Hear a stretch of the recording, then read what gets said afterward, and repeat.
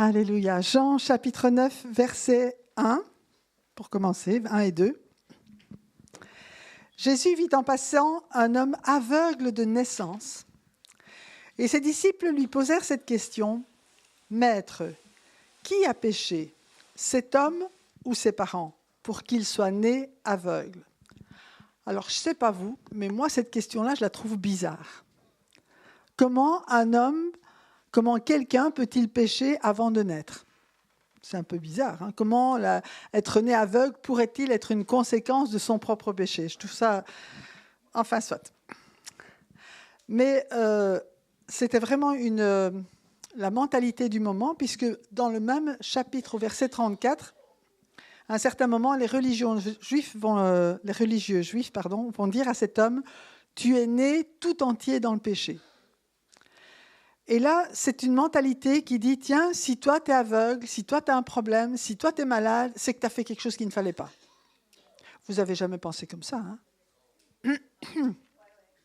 Dites-moi, levez la main la personne qui n'a jamais pensé comme ça, que si quelqu'un était malade, c'est parce qu'il avait fait quelque chose de mal. Merci pour votre honnêteté, c'est formidable. C'est bien. En fait, il y a quand même une raison pour laquelle il pensait comme cela, c'est que dans Deutéronome, chapitre 28, vous savez, le chapitre avec les bénédictions, les malédictions, il est écrit que l'aveuglement serait une malédiction conséquente à la désobéissance à la loi d'Éternel. Donc, ce n'est pas sorti de nulle part, cette idée-là. D'accord ? Mais on sait que ce n'est pas vraiment le cas. La maladie, elle vient d'où ? Elle vient du diable. Et elle est entrée dans le monde en même temps que le péché. Quand l'homme a désobéi à Dieu, il a remis le gouvernement du monde au diable. Quand l'homme a désobéi à Dieu, la mort a commencé à faire son chemin dans son corps. Amen.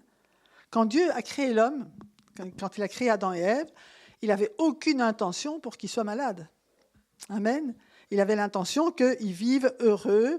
Il y avait l'arbre de la vie au milieu du jardin. Ils pouvaient en manger quand ils voulaient. Ils pouvaient avoir la vie éternelle, pas de souci. Mais dès que les gens, et Adam et Ève, tous les deux, ont désobéi et qu'ils ont cru le diable et ses mensonges plutôt que de croire Dieu, tout a basculé. Et on vit encore, le monde vit toujours les conséquences de cela aujourd'hui. Et parmi ces conséquences, il y a la maladie, les infirmités, les souffrances. Alors bien sûr qu'elles sont la conséquence du péché, mais pas spécialement d'une autre. Amen. Elles sont les conséquences du péché de l'humanité.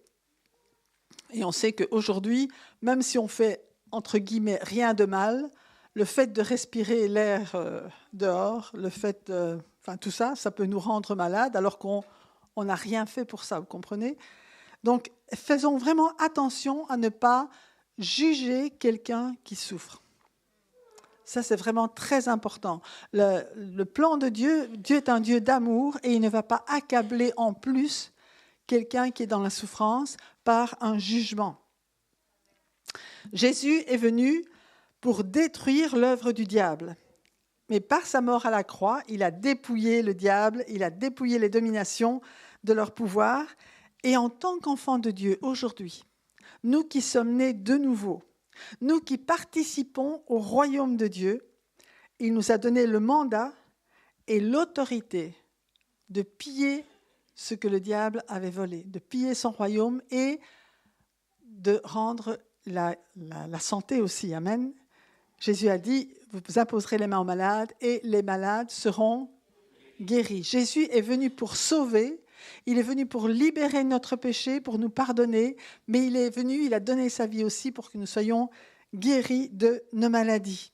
Amen. Donc faisons attention, nous aussi, de ne pas juger les personnes malades, souffrantes. Ce n'est pas toujours leur faute. D'abord, la plupart du temps, ce n'est pas de leur faute. Parfois, oui. D'accord, il y a des attitudes et des actions qui encouragent la maladie, ça c'est vrai aussi, mais en général, ce n'est pas le cas. Et revenons plutôt à cet homme aveugle. Qu'est-ce que Jésus a répondu à ses disciples qui disaient « Mais qui est-ce qui a péché ?» Et d'abord, il va rectifier l'interprétation simpliste, je vais dire, et légaliste que ses disciples avaient. Et il va répondre au verset 3. « Ce n'est pas que lui ou ses parents aient péché, mais c'est afin que les œuvres de Dieu soient révélées en lui. » Amen. « Il faut que je fasse, tant qu'il fait jour, les œuvres de celui qui m'a envoyé. La nuit vient où personne ne peut travailler, mais pendant que je suis dans le monde, je suis la lumière du monde. » Amen. Et on voit que la situation de cet homme va servir à démontrer la puissance de Dieu à travers Jésus. Amen. Dieu nous a créés, Dieu nous a formés, mais il n'a pas fini. Amen. Il continue encore à œuvrer aujourd'hui. Jésus disait « Mon Père agit jusqu'à ce jour, moi aussi j'agis. » Parfois on pense « Dieu s'est reposé le 7e jour, donc il ne fait plus rien. » Ce n'est pas vrai. Il s'est reposé le 7e jour, d'accord. Il nous a donné 1 jour de repos par semaine, d'accord. Mais Dieu est toujours à l'œuvre aujourd'hui et il nous est favorable. Amen. Et Jésus est venu, il dit ici, il est venu, il faut que je fasse tant qu'il fait jour les œuvres de celui qui m'a envoyé. Jésus est venu pour faire les œuvres de son Père ici sur la terre. Mais il prévient, la nuit vient où plus personne ne pourra travailler. Et ça, ce n'est pas seulement pour Jésus, vous allez voir que c'est pour nous aussi. Le mendiant aveugle est la démonstration que lorsqu'on vit dans la nuit, sans vision, on ne peut pas travailler. C'est vrai ça ? À cette époque-là, la seule façon qu'il avait de gagner sa vie, c'était d'être un mendiant. Il ne voyait rien, il n'y avait aucun travail qu'il pouvait faire parce qu'il était dans la nuit. Et même si vous écoutez la radio, peut-être que vous ne le faites pas, mais nous on écoute parfois les informations, on nous dit aujourd'hui qu'il faut nous prémunir contre une éventuelle panne de courant général, parce que vous savez qu'il y a des villes, l'île de la Réunion, là, il y a hier, avant-hier, ils étaient dans le noir, parce que, à cause du cyclone, etc. Mais on sait que l'Europe, je suppose que vous savez, se prépare à la guerre. Okay ?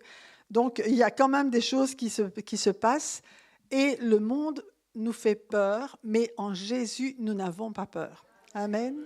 Mais quand Jésus dit « la nuit vient où personne ne pourra travailler », c'est que pour nous aussi, la nuit va venir où on ne pourra pas travailler. Ça veut dire que tant qu'il fait jour, tant qu'on peut dire aujourd'hui et qu'il fait jour, c'est le moment de ne pas se reposer sur nos lauriers. Amen. C'est maintenant qu'on travaille, quand on en a l'occasion. Alléluia. Donc, Jésus est notre lumière. Quels que soient les événements extérieurs, Jésus reste et demeure notre lumière. Amen. Il est avec nous chaque jour. Il est vivant aujourd'hui et on peut lui faire confiance. On n'a rien à craindre. On n'est plus dans le monde pour avoir peur. Nous sommes dans le royaume de Dieu pour marcher dans la foi et dans la confiance que notre Dieu est avec nous et qu'il prend soin de nous chaque jour, quelles que soient les circonstances. Amen. Et c'est là ce qui fait la différence aussi entre le chrétien et le monde. Et nous avons à apporter cette espérance au monde aujourd'hui autour de nous. Jésus dit « Aussi longtemps que je suis encore dans le monde, je suis la lumière du monde. » Amen. Sans Jésus, le monde est dans les ténèbres.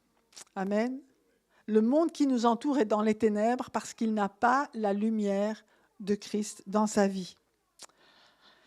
Il est sous la domination et l'aveuglement du prince des ténèbres. Vous savez qu'en Dieu et pour Dieu, il n'y a pas trois endroits où on peut être. Il y en a 2. Où on est dans le royaume des ténèbres, ou on est dans le royaume de la lumière. Il n'y a rien entre les deux. On a juste à choisir son camp. Amen. Et nous avons choisi d'être dans le royaume de la lumière. Et Dieu nous a transportés du royaume des ténèbres dans le royaume de son Fils bien-aimé, dans le royaume de la lumière. Et pour vous dire que Jésus est la lumière du monde, même quand Jésus est né, vous vous souvenez, il n'y a pas si longtemps, c'était Noël. Dans Ésaïe 9,2, il nous a dit « Le peuple qui marchait dans les ténèbres voit une grande lumière. Sur ceux qui habitaient le pays de l'ombre de la mort, une lumière resplendit. » Jésus fait son entrée dans le monde et la lumière arrive. Amen. La lumière du monde est entrée dans le monde. Mais lorsque Jésus est mort, qu'est-ce qui s'est passé? Il y a eu la nuit en plein jour. De midi à 3 heures de l'après-midi, les 3 dernières heures d'agonie de Jésus, c'était un noir total. Amen. Et donc la lumière a disparu. Et pour les disciples, là, ça a duré 3 heures. Et entre parenthèses, ce n'était pas une éclipse. J'ai regardé au dictionnaire, une éclipse, ça dure 8 minutes de noir total.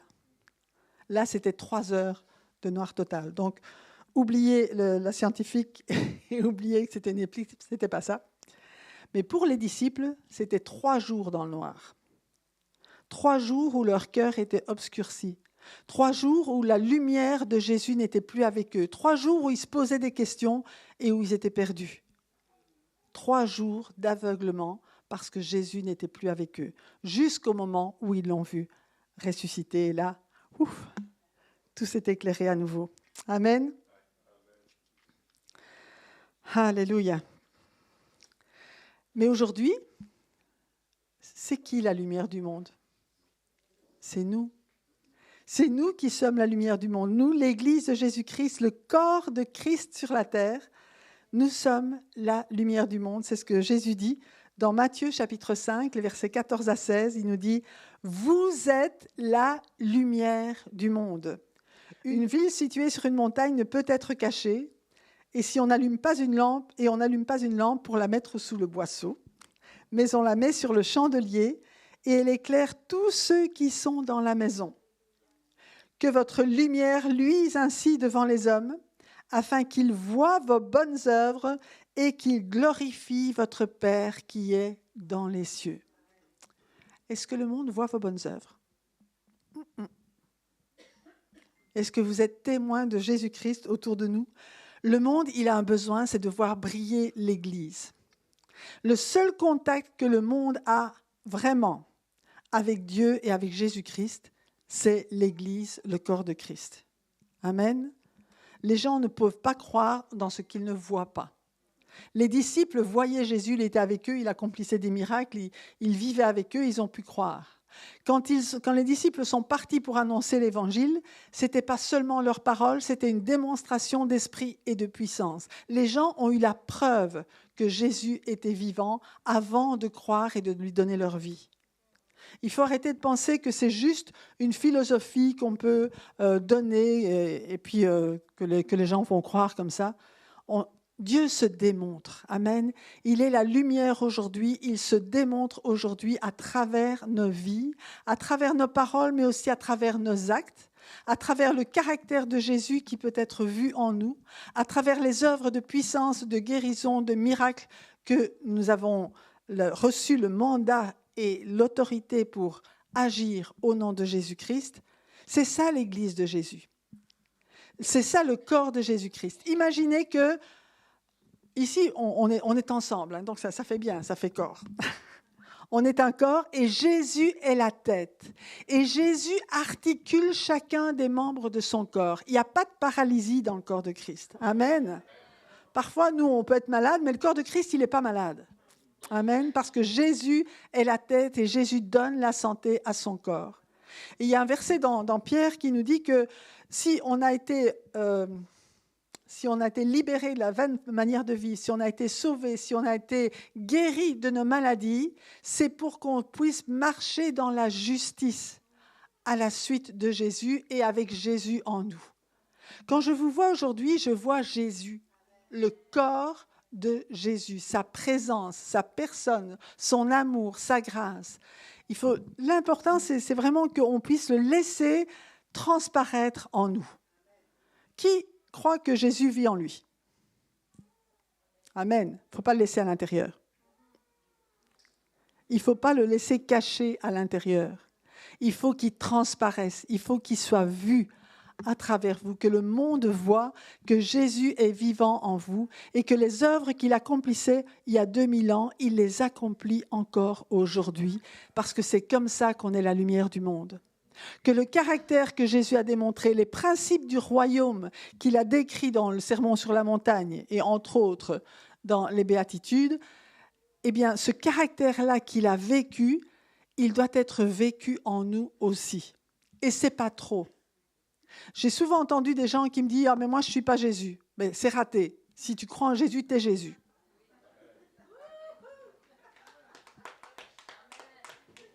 Merci pour les quelques amens. Alors pour les autres, ça descend. Hein. Amen.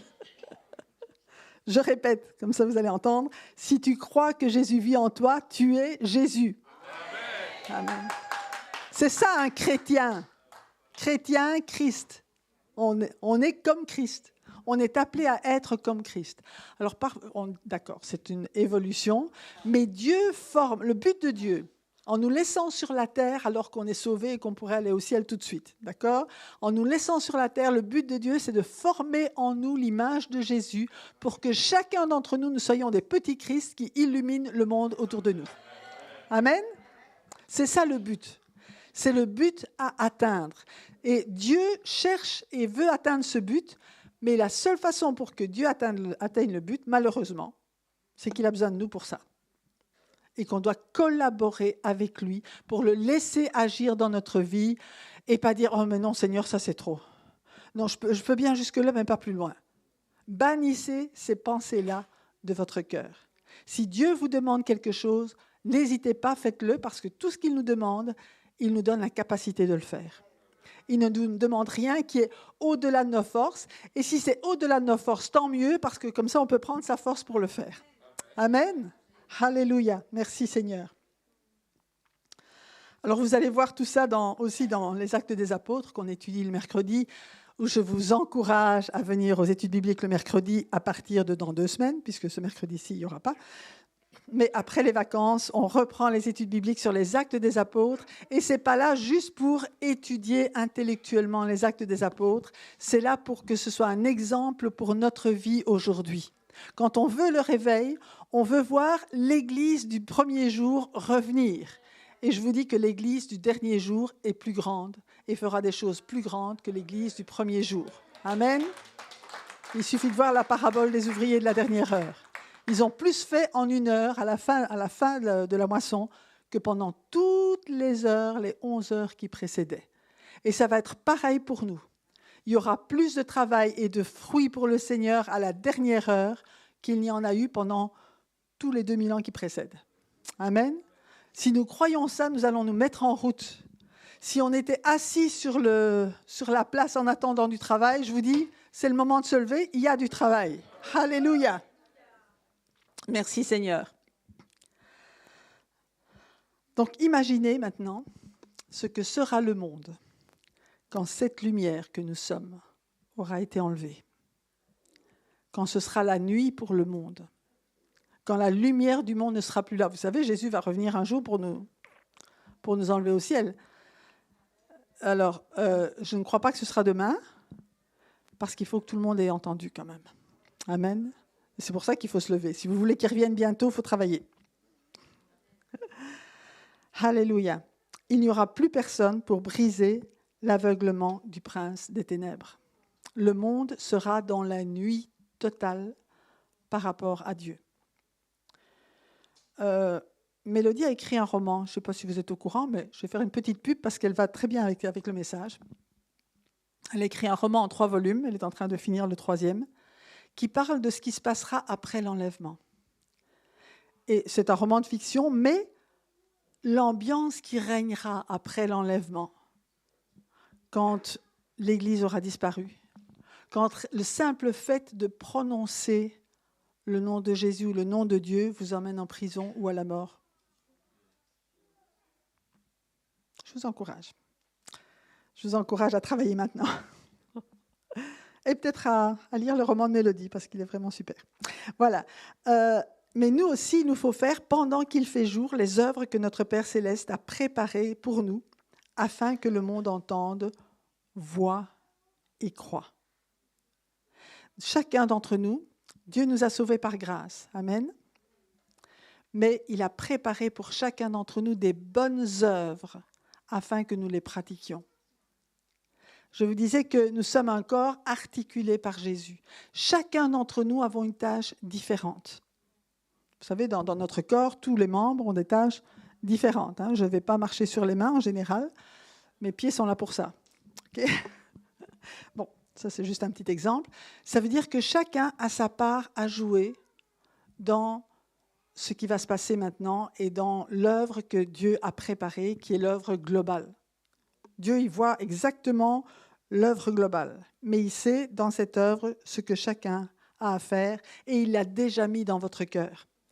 Ce n'est pas que vous devez demander « Seigneur, mais qu'est-ce que je dois faire? Je ne sais pas ce que je dois faire. » Regarde dans ton cœur. Regarde ce qu'il a placé dans ton cœur. Regarde ce qui t'embête autour de toi.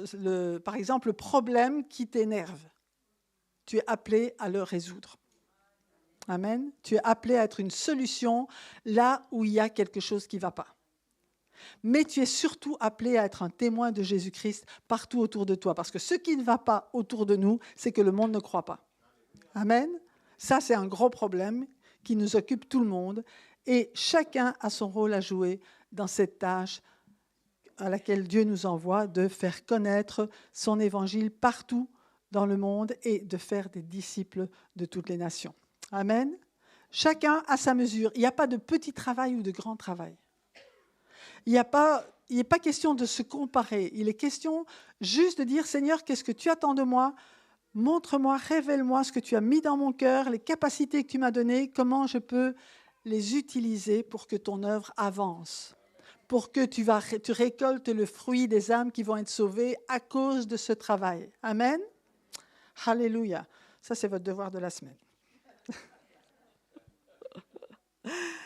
Matthieu 24, 14 nous dit « Cette bonne nouvelle du royaume sera prêchée dans le monde entier pour servir de témoignage à toutes les nations. Alors viendra la fin. » 1 Corinthiens 2, versets 2 à 5 nous dit « Car je n'ai pas eu la pensée de savoir parmi vous autre chose que Jésus-Christ et Jésus-Christ crucifié. » Vous avez remarqué que quand on parle de Dieu, ça ne pose pas de problème? Je crois en Dieu, ouais, tu crois pas. Mais dès qu'on commence à parler de Jésus, là, c'est autre chose. Mais Jésus dit, je n'ai pas eu la pensée de parler autre chose, de savoir autre chose parmi vous que Jésus-Christ et Jésus-Christ crucifié. Jésus-Christ mort sur la croix pour nos péchés et pour nos maladies. Jésus-Christ mort sur la croix pour nous libérer de l'emprise du diable. Moi-même, j'étais auprès de vous, dit Paul, dans un état de faiblesse, de crainte et de grand tremblement. On croit l'apôtre Paul, ouais, je suis fort, moi je vais tout gagner. Ouais. Vous voyez dans quel état il était? Si c'est dans cet état-là que vous vous sentez, c'est bien. Si vous vous sentez dans un état de faiblesse, de crainte et de grand tremblement, pas de problème. Pas de problème. Parce que la suite dit « Et ma parole et ma prédication ne reposaient pas sur les discours persuasifs de la sagesse, mais sur une démonstration d'esprit et de puissance. » C'est pas ta force, c'est pas ta verve, c'est pas ton charisme humain qui va faire quelque chose. C'est la puissance de Dieu à travers toi. Toi qui es faible, plus tu es faible, plus la puissance de Dieu va se démontrer. Amen. Alléluia. Afin que votre foi fût fondée non sur la sagesse des hommes, mais sur la puissance de Dieu. C'est à lui que revient toute la gloire, c'est lui qui fait l'œuvre. Jésus est l'auteur de notre foi et c'est lui qui l'amène à la perfection. Jésus est l'auteur de la foi des personnes à qui vous allez témoigner et c'est lui qui va amener cette foi à la perfection. Amen. Alors, après vous avoir dit tout ça, on revient à l'aveugle. Qu'est-ce que Jésus a fait? Vous savez ça? Donc il a dit, il faut que je fasse tant qu'il fait jour les œuvres de celui qui m'a envoyé. Et puis au verset 6, après avoir dit cela, il cracha par terre et fit de la boue avec sa salive. Puis il appliqua cette boue sur les yeux de l'aveugle et lui dit, va te laver au bassin de Siloé, nom qui signifie envoyé. Il y alla donc, se lava et revint voyant clair. Waouh! Jésus fait les œuvres du Père. Tout ce que le Père fait, Jésus le fait. Alors, Jésus va faire comme le Père. Il va former les yeux de cet homme comme son Père a formé les yeux d'Adam. Tout simplement. On voit dans Genèse 2,7, l'Éternel Dieu forma l'homme de la poussière de la terre Il souffla dans ses narines un souffle de vie, et l'homme devint un être vivant. Remarquez, Dieu n'a pas créé l'homme. Il l'a façonné avec la poussière de la terre, et il lui a donné le souffle de vie. Dans Job chapitre 10, verset 9, il dit « Souviens-toi que tu m'as façonné comme de l'argile. » Amen. Et puis il dit « Voudrais-tu de nouveau me réduire en poussière ?» Mais tu m'as façonné comme de l'argile. Et j'ai lu cette semaine un article dans le journal Le Monde. Et je vais vous le lire. C'est un article d'Hervé Morin qui s'appelle « L'argile, berceau de la vie ». Et c'est paru dans Le Monde du 11 novembre 2013. Donc comme ça, voilà, ça fait quelques années. Mais la vie originelle a-t-elle été sculptée dans l'argile ? Cette hypothèse revient avec force avec une série d'expériences décrites dans la revue Scientific Reports, mise en ligne le 7 novembre.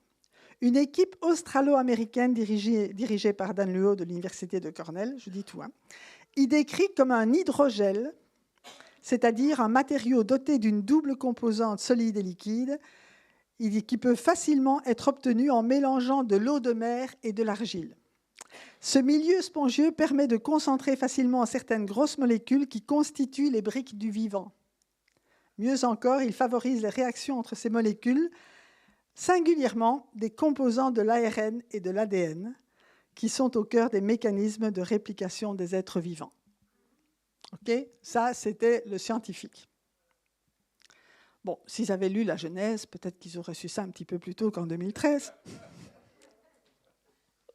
Mais la suite du passage dit « Ah, les gens qui croient à la création, ils vont être contents d'entendre ça. » Donc, ils font quand même le rapport. Et plus on avance dans la vraie science, plus celle-ci va confirmer la parole de Dieu. Amen. Nous croyons cela aussi. Mais dans le cas de l'aveugle, Jésus ne va pas prendre de l'eau de mer. Il va prendre sa propre salive. Amen.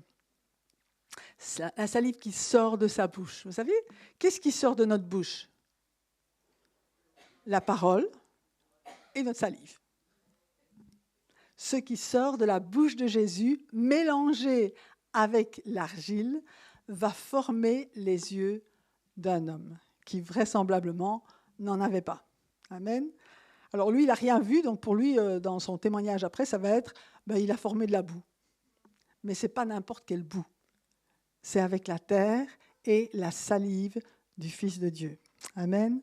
Il y a un autre passage où Jésus va utiliser sa salive aussi pour rendre un sourd-muet, il va lui rendre l'audition et la parole. Parce que là, il va mettre sa salive sur sa langue et les doigts dans les oreilles, puis il va dire « Ouvre-toi ». Amen. Vous vous souvenez de ce passage. Donc Jésus manifeste encore une fois par là qu'il est Dieu créateur. Amen. Il était avec son Père quand Dieu a formé la terre, les étoiles, enfin tout ça, et l'homme. Amen. Et on voit, il est question de la sagesse, mais on sait que la sagesse dans ce passage-là, c'est vraiment Jésus, le Fils de Dieu. En Proverbe chapitre 8, les versets 27 à 30, il dit « Lorsqu'il a disposé le ciel, j'étais là. Lorsqu'il a tracé un cercle à la surface de l'abîme, lorsqu'il a placé les nuages en haut et que les sources de l'abîme ont jailli avec force, lorsqu'il a fixé une limite à la mer pour que l'eau n'en franchisse pas les bords, lorsqu'il a tracé les fondations de la terre, j'étais à l'œuvre à ses côtés. Je faisais tous les jours son plaisir, jouant constamment devant lui, jouant dans le monde, sur sa terre et trouvant mon plaisir parmi les hommes. » Amen. C'est un passage que j'aime trop. Voir vraiment comment on voit Jésus à la création, Jésus après la création qui trouve son plaisir parmi les hommes, c'est waouh. Merveilleux. Un petit mot sur le réservoir de Siloé. À l'époque du deuxième temple, donc c'était à ce moment-là, on demandait aux adorateurs de se laver dans le réservoir de Siloé avant de monter au temple. Ça, c'est une des choses, parce que le réservoir de Siloé était au sud de la ville, il était vraiment très proche, je vais dire, du temple. Et tout l'épisode qu'on est en train de voir ici, c'est toujours au cours de la même fête des tabernacles qu'on a vu dans les chapitres précédents. Donc c'est toujours à ce moment-là. Ils sont à Jérusalem. Et même pendant la fête des tabernacles, on remplissait des vases en or avec de l'eau provenant du réservoir de Siloé. et ensuite ont versé cette eau sur l'autel, ce qui est une confirmation d'Ésaïe, chapitre 12, verset 3. Vous irez puiser de l'eau avec joie aux sources du salut. Et le mot salut, c'est Yeshua. Amen. Donc tout ça mis ensemble, je n'ai pas trop été plus loin, mais ça a du sens. Et quand on dit que Jésus envoya l'aveugle au réservoir de l'envoyé, c'est comme si ce réservoir avait ce nom-là en attendant que l'aveugle y aille. Comprenez, tout était là. Jésus dit, OK, cet homme est dans cet état-là, mais vous allez voir à travers lui l'œuvre du Père. Et puis en même temps, même le réservoir et le réservoir de l'envoyé. Je trouvais ça extraordinaire. Amen. Alors, on va essayer d'aller un petit peu plus loin. On est au verset 9, dans Jean chapitre 9, verset 9. OK. On va peut-être remonter un petit peu plus. Désolé, c'est verset 8. Verset 8, ses voisins et ceux qui l'avaient vu mendier auparavant disaient « N'est-ce pas celui qui se tenait assis et qui mendiait ?» Les uns disaient « C'est lui », d'autres disaient « Non, mais il lui ressemble ». Mais lui affirmait « C'est bien moi ». Amen. Quand vous avez été guéri, qu'est-ce que vous devez faire? Témoigner à vos voisins. Amen. Votre famille, vos voisins.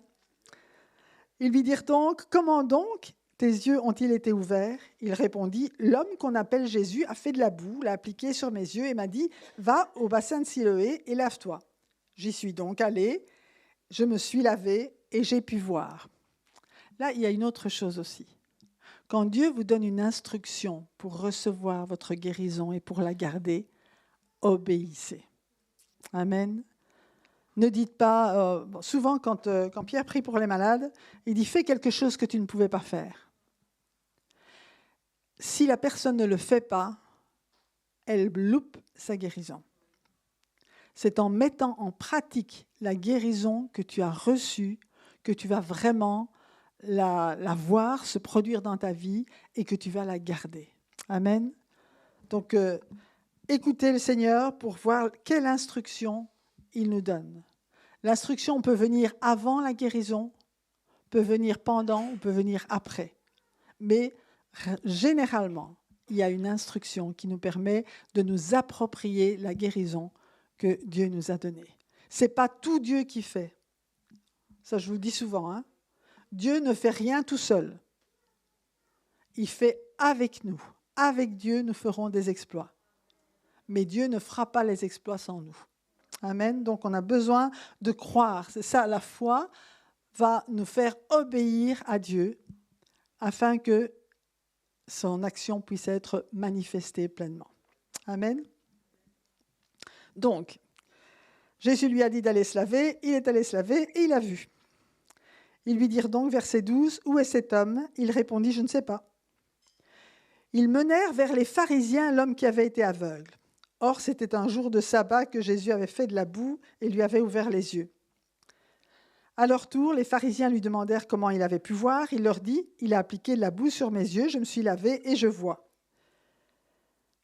Même témoignage. Il ne va pas changer d'avis ou changer ses paroles en fonction des personnes à qui il s'adresse. Ça aussi, c'est important. Soyez vrais avec tout le monde. Amen. Ne dites pas aux gens ce qu'ils ont envie d'entendre, dites-leur la vérité. Là-dessus, quelques-uns des pharisiens disaient « Cet homme ne vient pas de Dieu car il ne respecte pas le sabbat. » On ne va pas discuter là-dessus, on l'a déjà fait dans d'autres messages. Mais d'autres disaient « Comment un homme pécheur peut-il faire de tels signes miraculeux ?» Et il y eut division parmi eux. Souvenez-vous de ce que Jésus a dit. Il a dit « Je ne suis pas venu amener la paix, mais l'épée. » Alors, ce n'est pas lui qui cause la division, ce n'est pas lui qui veut la division, mais c'est les opinions que les gens ont de lui qui créent une division. Lorsqu'il y a eu le réveil de Toronto, il y a eu division dans beaucoup d'églises. Ce n'est pas le réveil qui a provoqué la division. C'est les gens qui ont dit « moi je suis pour, moi je suis contre ». Comprenez? Au lieu d'aller demander à Dieu. Ça aussi, c'était vraiment les opinions humaines qui créaient la division. Parce que le Saint-Esprit, il est un. Amen. Et par le Saint-Esprit, nous sommes unis. Ils dirent encore à l'aveugle, « Toi, que dis-tu de lui, puisqu'il t'a ouvert les yeux ?» Il répondit, « C'est un prophète. » Les Juifs ne voulurent pas croire qu'il avait été aveugle et qu'il voyait désormais, avant d'avoir fait venir ses parents. Ils les interrogèrent en disant, « Est-ce bien votre fils que vous dites être né aveugle? Comment donc se fait-il qu'il voit maintenant ?» Ses parents répondirent, « Nous savons que c'est bien notre fils et qu'il est né aveugle, mais nous ne savons pas comment il se fait qu'il voit maintenant, ni qui lui a ouvert les yeux. » Interrogez-le lui-même, il est assez grand pour parler de ce qui le concerne. Ce qui veut dire qu'il avait probablement une quarantaine d'années, mais ses parents, on voit ici, ses parents dirent cela parce qu'ils avaient peur des chefs juifs. En effet, ceux-ci avaient déjà décidé d'exclure de la synagogue celui qui reconnaîtrait Jésus comme le Messie. Waouh! Et là, les parents, ils ne veulent pas se mouiller. Ils savent ce que leur fils a dit. Ils savent que s'ils voient, c'est Jésus qui l'a fait. Mais ils disent, non, on ne sait pas, nous, on ne connaît rien de tout ça. Voilà pourquoi ses parents dirent, il est assez grand, interrogez-le lui-même. Les pharisiens appelèrent une seconde fois l'homme qui avait été aveugle et lui dirent, « Rends gloire à Dieu, nous savons que cet homme est un pécheur. » Il répondit, « S'il est un pécheur, j'en sais rien. Je sais une chose, c'est que j'étais aveugle et maintenant je vois. » Ils lui dirent de nouveau, « Que t'a-t-il fait? Comment t'a-t-il ouvert les yeux ?» Il leur répondit, « Je vous l'ai déjà dit, vous n'avez pas écouté. Pourquoi voulez-vous l'entendre encore? Voulez-vous aussi devenir ses disciples ?» Ils l'insultèrent et dit, « C'est toi qui es son disciple, nous sommes disciples de Moïse. Nous savons que Dieu a parlé à Moïse, mais celui-ci, nous ne savons pas d'où il est. » Cet homme leur répondit, « Voilà qui est étonnant. Vous ne savez pas d'où il est, et pourtant il m'a ouvert les yeux. Nous savons que Dieu n'exauce pas les pécheurs, mais qu'en revanche, si quelqu'un a l'honneur et fait sa volonté, il l'exauce. Jamais encore on a entendu dire que quelqu'un ait ouvert les yeux d'un aveugle-né. Si cet homme ne venait pas de Dieu, il ne pourrait rien faire. » Là, il commence... On voit qu'il sait ce qu'il dit. Ils lui répondirent, « Tu es né tout entier dans le péché et tu nous enseignes. » Et ils le chassèrent. Donc, ils l'ont chassé de la synagogue. Jésus apprit, et peut-être même du temple aussi d'ailleurs, Jésus apprit qu'il l'avait chassé, l'ayant rencontré. Alors, quand le mot « rencontrer » veut dire l'ayant retrouvé. Jésus l'a cherché, il a appris ça, il dit « Oh, il faut que j'aille le revoir. » L'ayant rencontré, il lui dit « Crois-tu au Fils de Dieu ?» Il répondit « Et qui est-il, Seigneur, afin que je croie en lui ?» « Tu l'as vu, lui dit Jésus, et celui qui te parle, c'est lui. » Alors il dit « Je crois, Seigneur. » Puis il se prosterna devant lui. Alors avant de continuer, on voit vraiment que les pharisiens, etc., ils étaient en train de juger cet homme. Et on parlait du jugement déjà tout à l'heure. Mais réfléchissons quand on a envie de juger quelqu'un, si c'est comme ça que Dieu juge la personne. Demandons-nous non pas ce que nous croyons, mais comment Dieu voit lui-même la personne. Est-ce que c'est comme ça que Dieu pense? Ou est-ce que mon jugement vient de mon intelligence, ce qui était le cas, de ma compréhension et de mon désir de tout expliquer? On est comme ça, en tant que francophone en plus. Il faut que tout ait une raison. En d'autres termes, est-ce que mon jugement est le reflet de l'amour et de la miséricorde de Dieu pour la personne que je juge? Wow. Est-ce que mon jugement se fonde sur la loi ou sur la grâce? Ici, on voit que c'était clairement sur la loi, mais ils ne connaissaient pas encore la grâce. Nous connaissons la grâce et la miséricorde de Dieu. Donc, nous n'avons plus le droit de baser notre jugement sur la loi de l'Ancien Testament. Amen. Ça, c'est vraiment quelque chose d'important.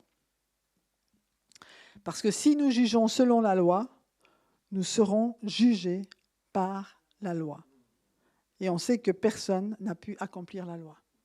On juge du jugement Matthieu chapitre 7, verset 1 dit « Ne jugez pas afin de ne pas être jugés, car on vous jugera de la même manière que vous aurez jugé, et on utilisera pour vous la mesure dont vous vous serez servi.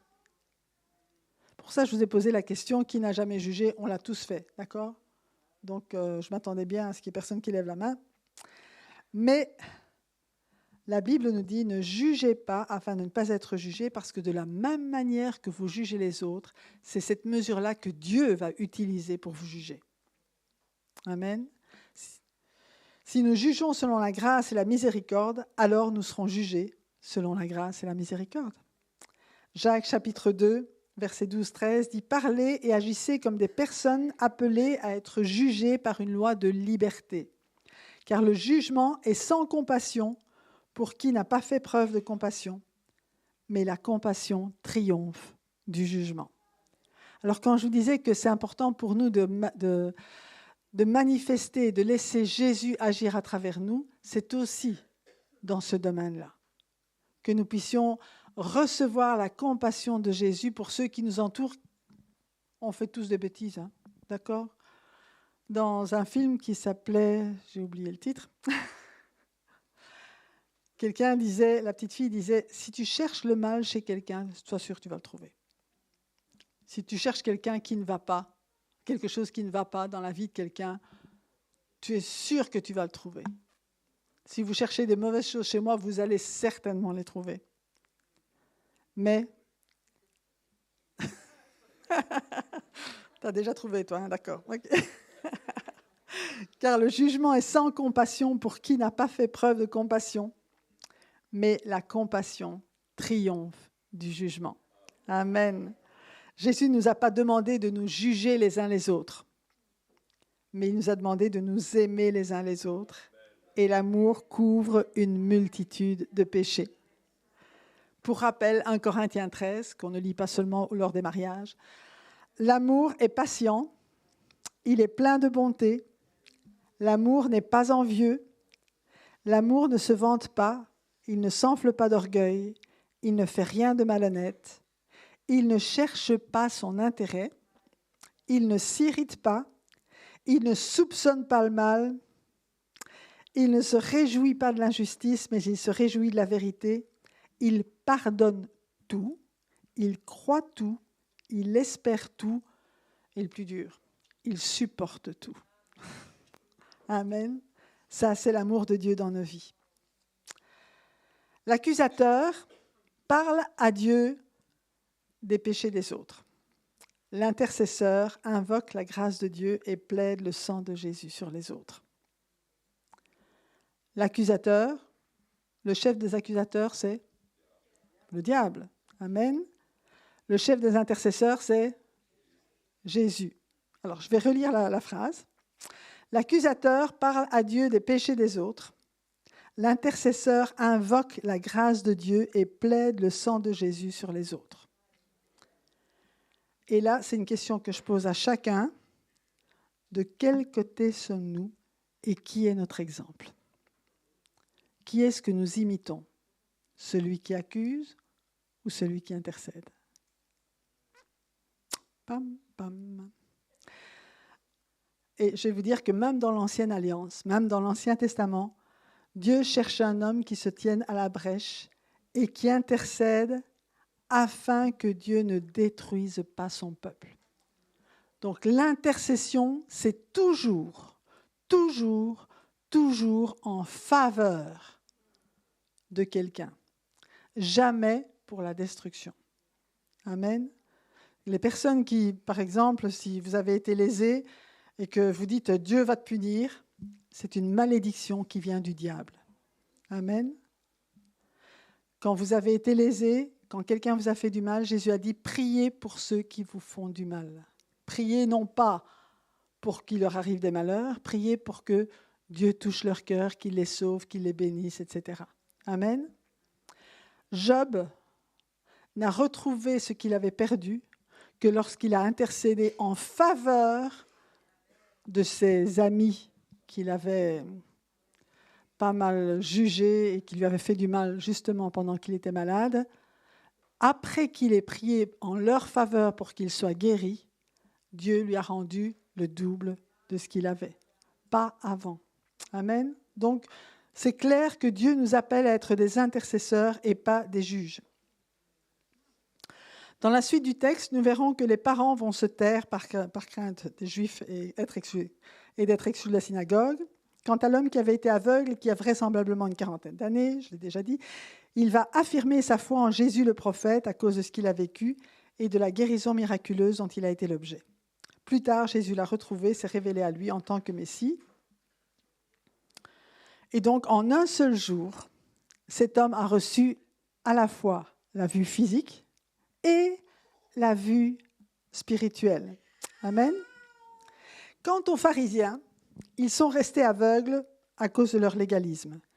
Leurs yeux étaient fixés sur l'observance de la loi divine, mais avec leur compréhension humaine. Ils ne connaissaient pas Dieu. Ils avaient juste un texte. Et beaucoup aujourd'hui connaissent même la Bible par cœur, mais ils ne comprennent rien du tout. Savez-vous que Darwin était dans une église, qu'il était diacre, qu'il a même été curé de l'église anglicane pendant un temps, mais il n'avait aucune relation avec Dieu. Pour lui, c'était tout intellectuel. Je crois ça, c'est écrit, je le dis, mais dès qu'il y a eu une théorie qui est arrivée, il a embarqué dans cette théorie. Ce n'est pas lui qui a inventé l'évolution, là c'est Lamarck en France, mais Darwin a embarqué là-dedans, au point qu'à la fin de sa vie, et même au fil des années, il a perdu une petite fille aussi, sa foi s'est complètement étiolée. Il n'a jamais dit qu'il était athée, mais il est devenu agnostique, c'est-à-dire qu'il ne savait plus. Il était complètement confus, alors qu'il avait tous les atouts pour continuer à croire. Mais il a fait un choix de croire le contraire de ce que Dieu avait dit. Donc on peut très bien avoir la parole de Dieu et ne rien comprendre parce que nous n'avons pas cette connexion personnelle, cette communion personnelle avec Dieu par le Saint-Esprit en Jésus-Christ. Combien nous sommes bénis d'avoir reçu Jésus dans notre vie. Ce qui a changé ma vie, ce n'est pas de lire la Bible, c'est d'avoir la relation personnelle avec Jésus, de savoir qu'il m'aime, de savoir qu'il m'a sauvé, de savoir qu'il est avec moi tous les jours. Quelles que soient les épreuves, quelles que soient les difficultés, il ne nous abandonne pas. Amen. C'est ça qui nous garde, c'est ça qui nous sauve. Amen. Alléluia. Versets 39 à 41 de Jean 9. Puis Jésus dit, « Je suis venu dans ce monde pour un jugement, pour que ceux qui ne voient pas voient, et pour que ceux qui voient deviennent aveugles. » Quelques pharisiens qui étaient avec lui entendirent ces paroles et lui dirent, « Nous aussi, sommes-nous aveugles ?» Jésus leur répondit, « Si vous étiez aveugles, vous n'auriez pas de péché. Mais en réalité, vous dites, nous voyons. Ainsi donc, votre péché reste, votre péché subsiste avec vous. » Sans une révélation spirituelle de la parole de Dieu, nous pouvons l'utiliser les uns contre les autres. Alors que par l'Esprit de Dieu, c'est elle qui nous permet d'arriver à cette unité de l'Esprit. On n'arrive à l'unité de l'Esprit que par l'Esprit de Dieu. Unité de l'Esprit, Esprit nous rend un. L'Esprit nous rend un à travers la parole de Dieu, parce que c'est lui qui l'a inspiré. Mais il faut arrêter d'essayer de l'interpréter avec notre intelligence. Mais chaque fois que vous ouvrez la parole de Dieu, demandez à Dieu de vous révéler, de vous éclairer sur ce qu'elle veut dire et ce qu'elle veut dire pour vous aujourd'hui. Vous savez que le même passage, vous le lisez aujourd'hui, il va vous parler d'une certaine manière parce que vous en avez besoin. Vous le lisez la semaine prochaine, il vous dira autre chose. Amen. Et ce sera toujours la parole de Dieu. Et il n'y aura pas de déformation entre les deux. Il y aura juste une complémentarité. Et il y aura cette parole de vie qui va venir alimenter votre vie jour après jour. Amen. Souvenez-vous de Saul de Tarse, qui lui aussi croyait connaître la loi de Dieu. Il la connaissait bien d'ailleurs. Il la connaissait très bien. Mais il s'en servait pour persécuter les chrétiens. Et Dieu a dû le rendre aveugle physiquement pendant 3 jours pour qu'il reconnaisse son aveuglement spirituel et reçoive, à travers Ananias, à la fois, lui aussi, la vue physique de nouveau et la vision, la vue spirituelle de Dieu. Sa mission, tout comme la nôtre, est dans Actes 26, 18, où Dieu lui dit « Je t'envoie leur ouvrir les yeux pour qu'ils passent des ténèbres à la lumière et de la puissance de Satan à Dieu, pour qu'ils reçoivent par la foi en moi le pardon des péchés et une part d'héritage avec les saints. » Amen. C'est notre mission aujourd'hui